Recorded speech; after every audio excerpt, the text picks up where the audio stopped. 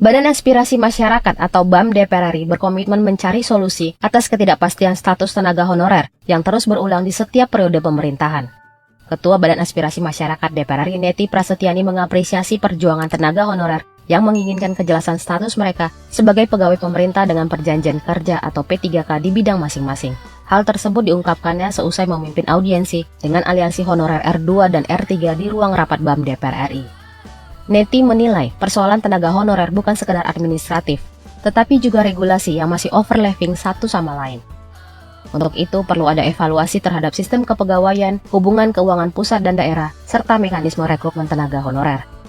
Ya, tentu yang pertama saya sangat mengapresiasi perjuangan mereka untuk terus mendapatkan haknya sebagai pegawai honorer ya, P3K di bidangnya masing-masing. Karena bagaimanapun sebetulnya di periode lalu banyak dibentuk panja pengawasan pegawai honorer oleh berbagai komisi, dan kita berharap pada periode ini ada kejelasan ya, apa saja regulasi yang memang harus ditinjau ulang, apa yang harus direvisi, dan apa yang tumbang tindih, sehingga mudah-mudahan mampu mengurai permasalahan yang meliputi pegawai honorer ini. Untuk itu perlu ada evaluasi terhadap sistem kepegawaian, hubungan keuangan pusat dan daerah, serta mekanisme rekrutmen tenaga honorer. Ya, tentu yang pertama saya sangat mengapresiasi perjuangan mereka untuk terus mendapatkan haknya sebagai pegawai honorer ya, P3K di bidangnya masing-masing.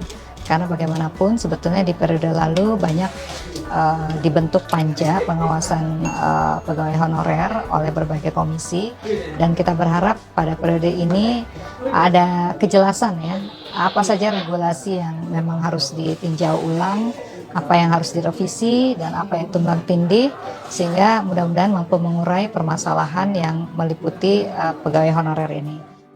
Untuk itu perlu ada evaluasi terhadap sistem kepegawaian, hubungan keuangan pusat dan daerah, serta mekanisme rekrutmen tenaga honorer. Ya, tentu yang pertama saya sangat mengapresiasi perjuangan mereka untuk terus mendapatkan haknya sebagai pegawai honorer ya, P3K di bidangnya masing-masing. Karena bagaimanapun sebetulnya di periode lalu banyak dibentuk panja pengawasan pegawai honorer oleh berbagai komisi, dan kita berharap pada periode ini ada kejelasan ya, apa saja regulasi yang memang harus ditinjau ulang, apa yang harus direvisi, dan apa yang tumbang tindih, sehingga mudah-mudahan mampu mengurai permasalahan yang meliputi pegawai honorer ini. Selain audiensi di dalam gedung DPR RI, BAM DPR juga menemui demonstran di depan gedung DPR RI.